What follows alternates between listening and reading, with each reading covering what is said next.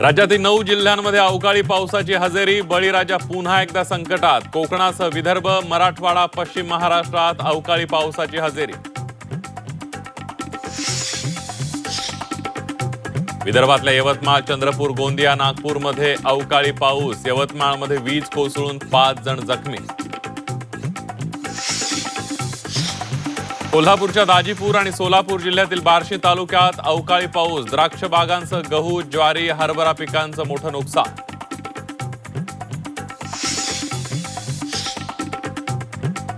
दादा राजकारणात मोठी इनिंग खेळतील असं वाटत होतं, पण पहिल्यांदाच दादांनी टायमिंग चुकवलं. शोक प्रस्तावादरम्यान मुख्यमंत्री फडणवीस भाऊक.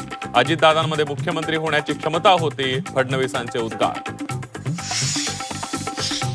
अजितदादांची आठवण आल्याशिवाय एकही दिवस जात नाही. प्रेम करणाऱ्यांना अजितदादांनी अनाथ केलं. शोक प्रस्ताव मांडताना एकनाथ शिंदे भाऊक. अजितदादांच्या आठवणींना एकनाथ शिंदेंकडून उजाळा.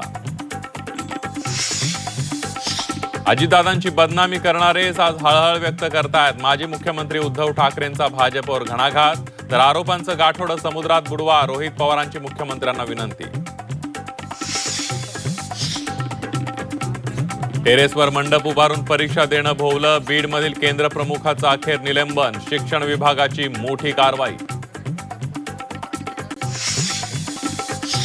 माजलगावात 2 बहिणींच्या अपहरणाचा प्रयत्न. लहान बहिणीच्या धाडसामुळे अनर्थ टळला. पोलिसांनी 4घांना घेतलं ताब्यात.